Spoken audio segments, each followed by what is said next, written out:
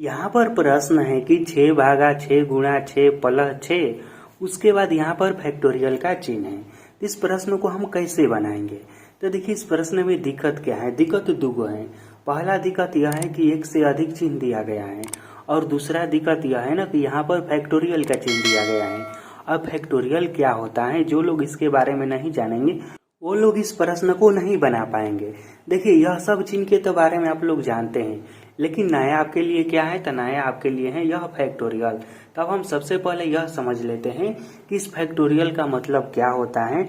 और यहाँ पर दिया गया है 6 फैक्टोरियल, तो रियल में यहाँ पर कौन सी संख्या है? तो देखिए, किसी भी संख्या के साथ जब फैक्टोरियल लग जाता है तो यह किया जाता है कि उस संख्या को पीछे की ओर गुणा किया जाता है, और तब तक किया जाता है जब तक 1 न आ जाए। जैसे कि मान लीजिए 2 के साथ फैक्टोरियल रहेगा, तो इसका मतलब यह होगा कि 2 गुणा 1 होगा। इस तरह से हमें पीछे की ओर गुणा करना है। 2 गुणा 1, तो 2 में 1 से गुणा करेंगे तो 2 होगा इसका मान। उसी तरह से जब फैक्टोरियल 3 रहेगा, इसका मतलब यह होगा कि 3 गुणे 2 गुणे 1, पीछे की ओर 1 तक गुणा करते हुए आना है। 3 दूनी का 6, और 6 में 1 से गुणा करेंगे तो यह 6 ही आएगा।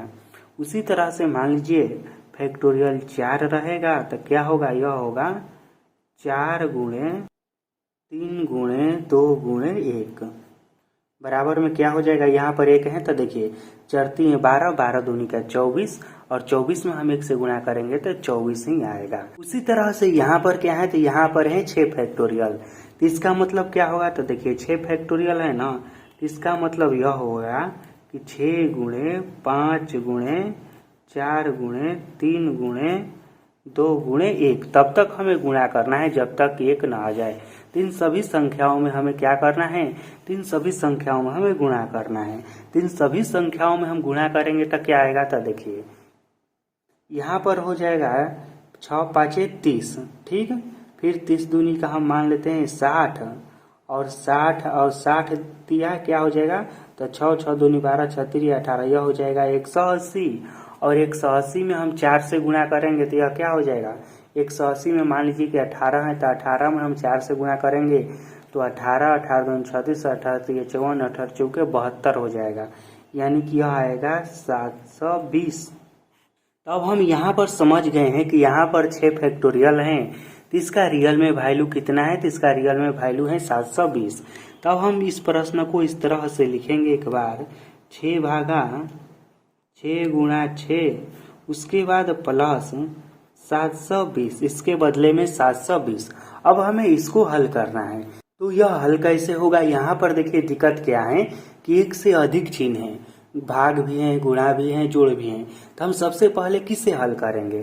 तो देखिए, बोर्डमास का नियम यह कहता है कि जब एक साथ 1 से अधिक चिन्ह रहता है तो सबसे पहले भाग को हल किया जाता है, उसके बाद गुणा, फिर जोड़, और अंत में घटाव को हल किया जाता है। और यह बिल्कुल बोर्डमास के नियम के अनुसार ही है। यदि इस तरह से नहीं भी रहता ना, फिर भी हम सबसे पहले भाग को हल करते, फिर गुणा, फिर जोड़, और अंत में हम घटाव का काम करते। तो हम सबसे पहले भाग को हल करेंगे। तो यहाँ पर 6 जेम कहते हैं, भाग को हल कर रहे हैं, तो भागा का चिन्ह गुणा में हो जाएगा, और यह संख्या नीचे में आ जाएगा इस तरह से। 6 इसमें भाग लग जाएगा, भाग को हल करेंगे तो इस वाले को। अभी हम केवल इन दोनों को हल कर रहे हैं। उसके बाद गुणा है तो गुणा, 6 है तो 6, फिर प्लस है तो प्लस, और 720 जेम का 3।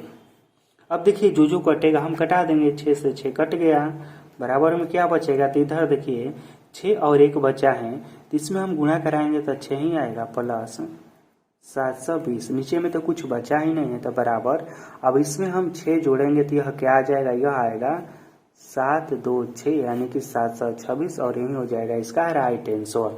तो इस तरह के प्रश्न को हम इस तरह से फैक्टोरियल निकालकर बहुत ही आसानी से हल कर सकते हैं।